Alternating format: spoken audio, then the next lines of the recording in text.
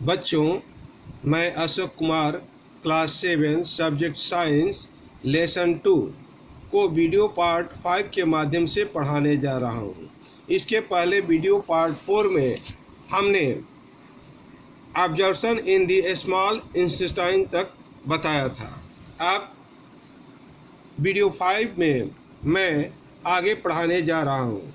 In the large intestine, बड़ी आंत में, the food that remains undigested and absorbed passes from the small intestine to the large intestine, which is wider and shorter than a small intestine.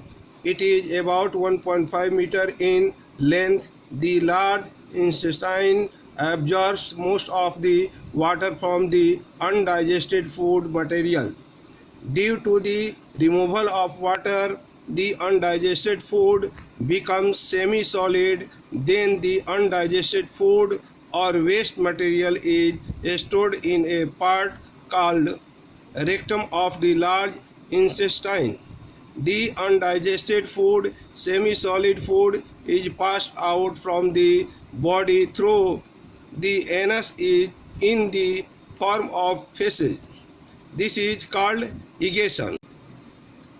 अर्थात भोजन जो बिना पका हुआ और अधपका रहता है वह छोटी आंत से बड़ी आंत में जाता है, जो अन्य आंत से बड़ा और लंबाई में कम होता है। इसकी लंबाई लगभग 1.5 मीटर होती है। बड़ी आंत अधिकांश खाद्य सामग्री से अधिकांश पानी को जल को सोख लेता है। पानी को हटाने के कारण अपचा भोजन अर्ध ठोस के रूप में हो जाता है। तब अपचित भोजन या अपशिष्ट पदार्थ बड़ी आंत के मलाशय नामक भाग में जमा होता है। यह बिना पचा हुआ भोजन मल के रूप में गुदा के माध्यम से शरीर के बाहर निकाल दिया जाता है। इसे निष्कासन कहते हैं। नेक्स्ट, टीथ, दांत।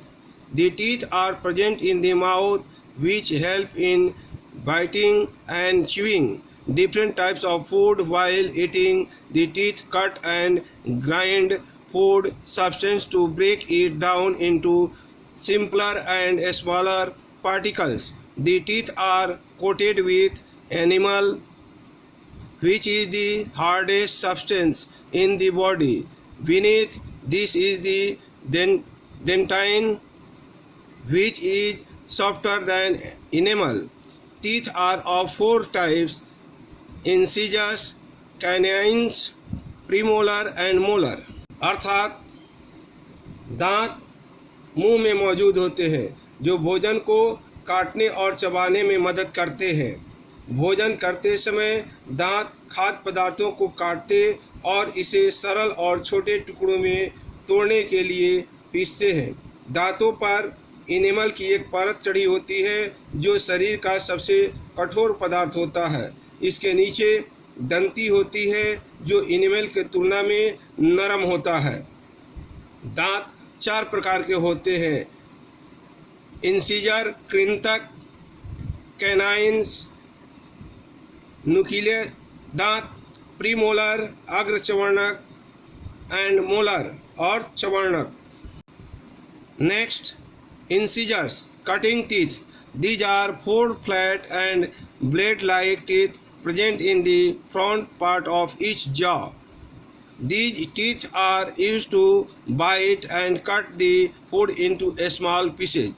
अर्थात इंसिजर ये 4 फ्लैट, चौड़े और ब्लेड जैसे दांत होते हैं जो प्रत्येक जबड़े के सामने के हिस्से में मौजूद होते हैं।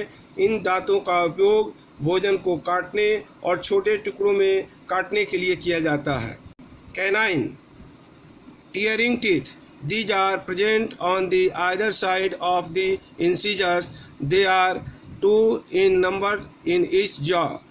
These are sharp and pointed and help in tearing the food. अर्थात कैनाइन, फाड़ने वाला दांत,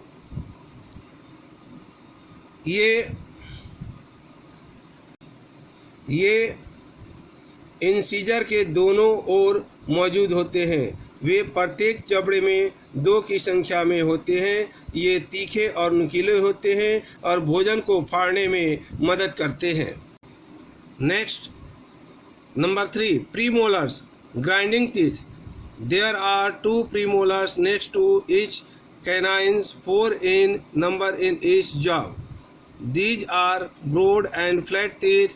They grind food and break it into small pieces. Premolars, पिसने वाले दांत।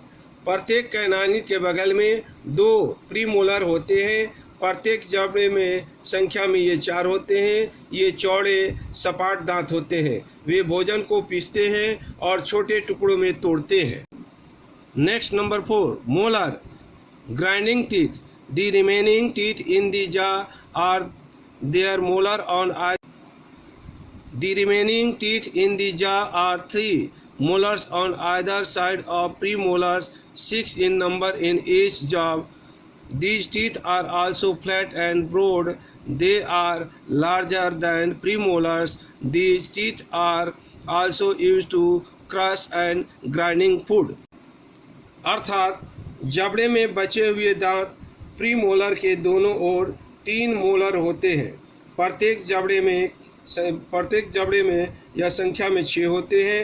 ये दांत भी सपाट और चौड़े होते हैं। वे प्रीमोलर से बड़े होते हैं। इन दांतों का उपयोग भी भोजन को चबाने और पीसने में किया जाता है। Next, milk teeth and permanent teeth. Humans have milk teeth during childhood. Milk teeth begin to appear when the child is just a few months old. There are 20 milk teeth, 10 in each jaw, 4 incisors and 2 canines and 4 molars. The milk teeth loosen and begin to fall off between the age of 6 and 8 years. When milk teeth fall off in a child, another set of teeth grow in their place. The second set of teeth is called permanent teeth. The permanent teeth grow in place of milk teeth. The permanent set of teeth remains till the old age. बचपन में मनुष्य के दूध के दांत होते हैं। दूध के दांत तब दिखाई देने लगते हैं जब बच्चा कुछ महीने का होता है।